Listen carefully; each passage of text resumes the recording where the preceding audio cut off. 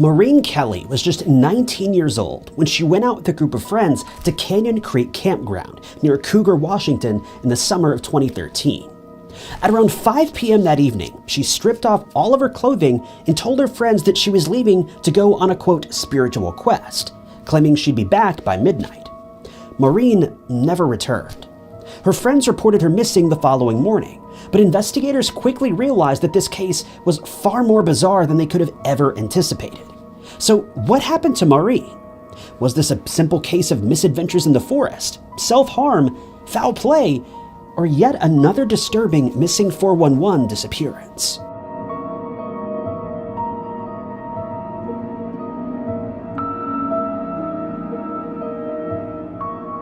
Being out in nature while camping or hiking can be a very rewarding and relaxing experience, though most of us know that it can also be very dangerous, since there are wild animals to consider. Temperatures could suddenly drop very drastically, or you could get lost, which obviously means that it's vital to be as prepared as you possibly can be.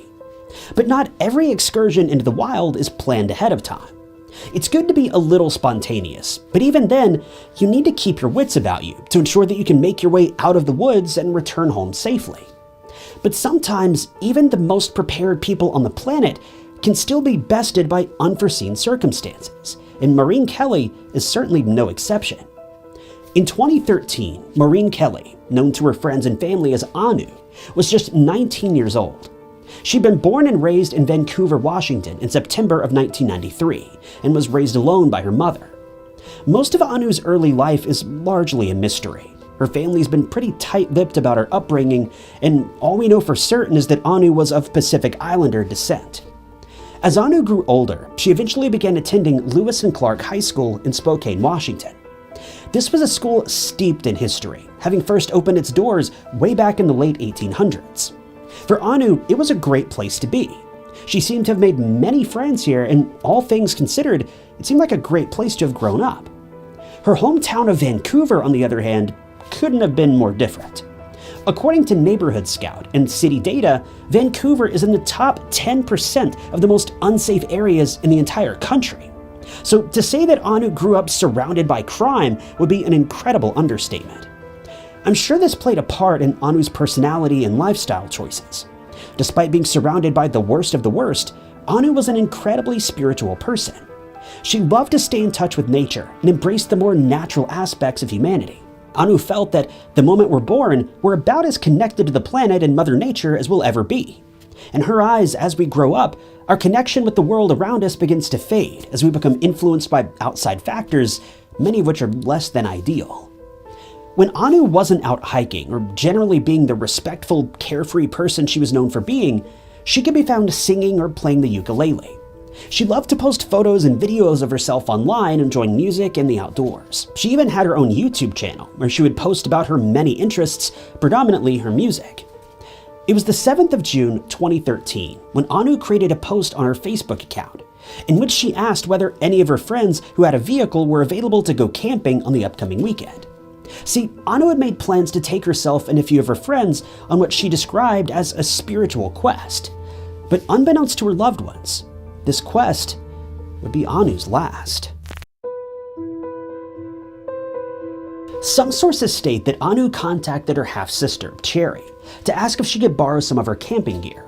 But it isn't known whether she ever collected any of that gear or if she had any of it with her while she was camping and getting ready for her spiritual journey. We don't know much about the specifics of Anu's spirituality or her spiritual quest, but it goes without saying that she wanted to do everything she could to stay in touch with Mother Nature, and this journey was going to expedite that process. Cherry would later report that during the phone call with Anu, she seemed very excited about the prospect of going camping, and that she just seemed like her normal self, happy-go-lucky and full of life. With the ride sorted out and a group of friends to accompany her, Anu set out to campsite number 3 at the Canyon Creek Campground, which is situated in Gifford-Pinchot National Forest, just 2 days later, on Sunday, the 9th of June. The site is known to be surrounded by dense foliage and tall trees, and hence it's a tent-friendly only area. It's the perfect place for remote escape, far away from the hustle and bustle of everyday life, especially considering it's darn near impossible to even have an RV in this area or anything of the sort. Many people who have visited the campsite describe the surrounding areas as hard to traverse, since there's a steep slope leading up to the campground into the dense national forest beyond, which encompasses an area of over 1.32 million acres. This forest is incredibly large. When the group arrived at the campsite, the weather was mild at a pleasant 70 degrees. There was no threat of rain, and it all seemed very idyllic for an afternoon of camping. There's no indication whether the group of friends had anything to eat or drink while they were out there that afternoon, but one would assume that they made a fire at some point, since it would begin to cool down soon. There's been a lot of speculation about whether the group took part in any alcohol or anything else while out in the woods. Many people claim that this may have been what led to the terrible series of events that's to follow. But the reality is that this information simply isn't available. No one from the group has spoken up about this, so I can't really say anything with certainty. Regardless of this, everything seemed to go exactly as planned that afternoon, until around 5 o'clock, when Anu suddenly announced to the group that it was time for her to set out on the spiritual quest that she'd been planning for so long. As she proclaimed that the time had come, she caught everyone off guard when, without warning, she stripped off all of her clothes, including her shoes. She acted like this was no big deal, but her friends were all shocked, to say the least. Immediately after doing so, she grabbed a fanny pack that contained a compass, a small knife, and a pack of matches. She then turned away and wandered off into the woods, telling her friends that she planned to be back by midnight. Many people have questioned why Anu's friends didn't stop her from going into the woods by herself, especially since she was incredibly underdressed and unprepared.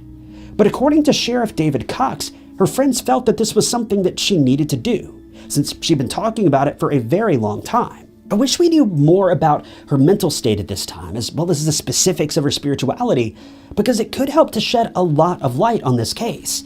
But unfortunately, that information just isn't there. One thing is clear though. For Anu, this trip wasn't something that she had suddenly decided she wanted to do. In her mind, this was something she needed to do. As Anu stepped away from her group of friends, she showed them one final glimpse of her smile before walking off into the woods, never to be seen alive again. The term missing 411 refers to individuals who have gone missing under bizarre circumstances inside of a national park. Unfortunately, Anu's case is the very definition of bizarre. Anu's friends waited patiently for her to return as promised, but when temperatures started to drop into the 40s, accompanied by light rain, they became concerned since she wasn't wearing any clothing and would be left at the mercy of the elements if she didn't make it back to the campsite soon. She did have matches with her, so she would have been able to start a fire, but if the rain got any worse, that fire would have been useless. When midnight came and there was no sign of Anu, her friends felt that something had to be done, and they contacted the Skamania County Sheriff's Office to report Anu as a missing person. A search party was quickly organized, and soon as it started, detectives felt that there was a good chance that she would be found, since they very quickly discovered bare footprints not far from the campsite that were estimated to be about the same size as Anu's feet. The footprints led them to Canyon Creek, which isn't too far from the campground, and it was determined that she had crossed the creek, seemingly without any problems. Most people have, though, expressed their astonishment at the fact that she made it this far, since the going from the campsite to the creek is very steep, and it would not have been easy to traverse the terrain, especially while not wearing any shoes. Just as astounding was the fact that she seemingly climbed up the other side of the canyon, which was also very steep, and she seemed to have made it to Forest Road 54. But unfortunately, this is where searchers were unable to find any more footprints, so they had no idea which direction Anu may have walked. It was as if she had approached the road, then vanished. There were no signs of a struggle, no clues or evidence, nothing. It was genuinely like she just blipped out of existence. The decision was made to bring in search dogs from a nonprofit company called Pacific Crest Search Dogs to aid in the search, but they were unable to pick up on Anu's scent past this road. At one point, searchers considered calling in helicopters to help the search from the air, but it was the following day at this point, and a thick cloud cover had formed, which made this mission impossible. Unwilling to give up, searchers continued scouring the area for the rest of the day, but were unable to find any trace of Anu, and they had no choice but to suspend the search when it started getting dark. as their efforts would have now put even more lives in danger. They resumed the search the following morning, but again, they were unable to find a single clue as to which direction Anu had traveled, and her family and friends started to fear the worst. She'd now been nude in the wilderness for multiple days. Temperatures had dropped multiple times. Rain and mud now covered the terrain, and the conditions were dire, to put it mildly. But what's incredibly odd is that the search efforts were called off after just 2 days, which is a very short time in a missing person investigation. Oftentimes, rescue personnel will search for clues for weeks, even months, but in Anu's case, this simply didn't happen. It's unclear why this was done since the forest is massive and Anu could have walked in any direction that had not been searched yet. This decision admittedly seems incredibly irresponsible, but I feel like we have to assume that the sheriff's office likely had their reasons. Anu's family and friends then launched an urgent appeal in which they spoke to the media, begging for searchers to continue their efforts. This had the desired effect, and the search was indeed resumed that same week. But many people who followed the case still wonder why the decision was made to suspend the search in the first place, since no explanation was ever given. This wasted large amounts of crucial time. Considering Anu had no food, no water, no hope of shelter, it just boggles my mind how they could have tried to give up after less than 48 hours. One thing that's interesting about the search is that some of the searchers stated that the brush was so thick that they could probably walk right up to someone who was lying on the ground and never even notice them. They feared that the chances of finding Anu after she'd been out in the elements for nearly a week were now slim to none. This is a very, very old growth forest, so it makes sense that the undergrowth would be quite substantial. Anu and her friends waited day after day, hoping, praying, and begging that they would receive some sort of news. As fate would have it, they received news just 6 days later. But it wasn't the news that they had hoped for. At 6 p.m. on the 15th of June, just 6 days after her disappearance, Anu's friends and family were informed that the search was officially called off. Not a single trace of her was found, and since the likelihood that she would have succumbed to hypothermia due to the low nighttime temperatures was very, very high, authorities stuck to their decision this time around. It was announced that Anu was presumed deceased, and that was that. Not one trace of Anu has ever been found, even all these years later. It's been almost 11 years since Anu ventured out into the wild on her own, and to this day, no one knows where she went, what happened to her, or if she was trying to make her way back to the campsite when she went missing. As with most unsolved missing person investigations, those that kept close tabs on the case have their own theories as to what happened to Anu, and some of them make a lot more sense than you would expect. This isn't one of those typical missing 411 cases where everyone suspects some kind of alien abduction. No, this case hits very close to home for a lot of people, and some of these theories may just be correct.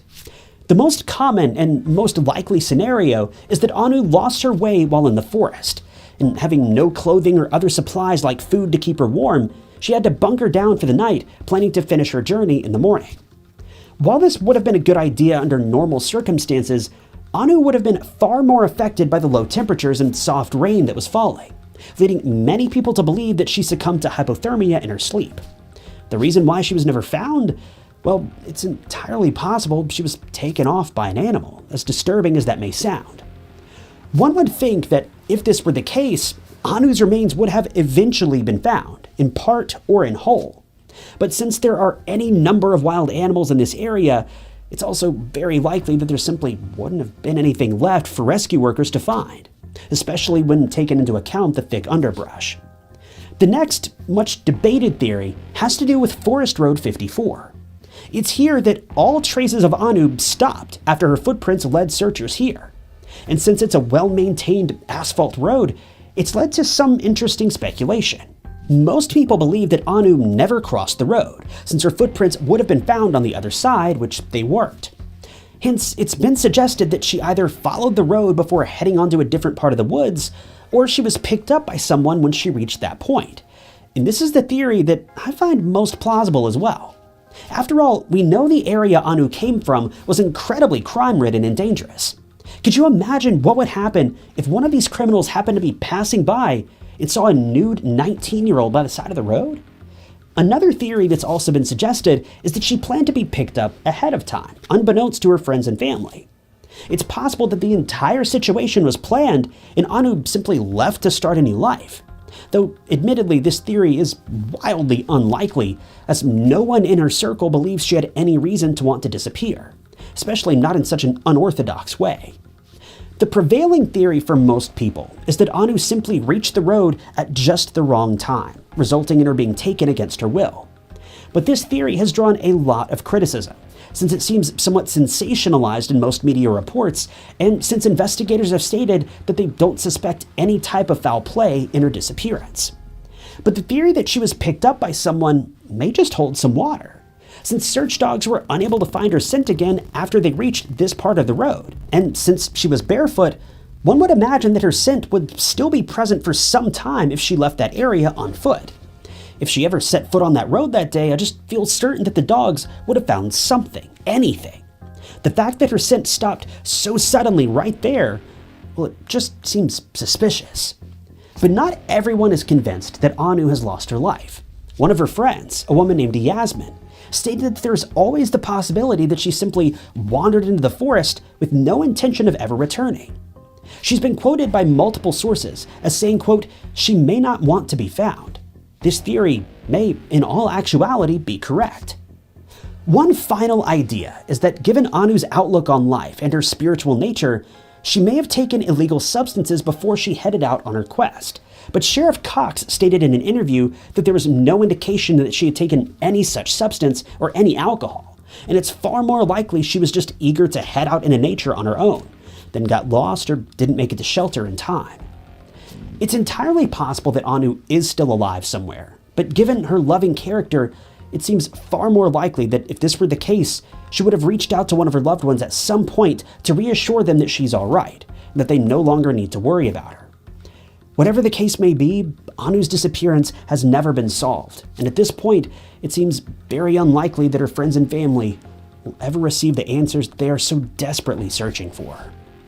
If you have any leads on Anu's case, you're asked to get in contact with the Skamania County Sheriff's Office at 509-427-9490. Thank you guys for tuning in to another episode of True Crime Stories. If you enjoyed this video, check out this other interesting case I covered, and don't forget to subscribe. It's totally free and keeps you up to date with all of my future videos.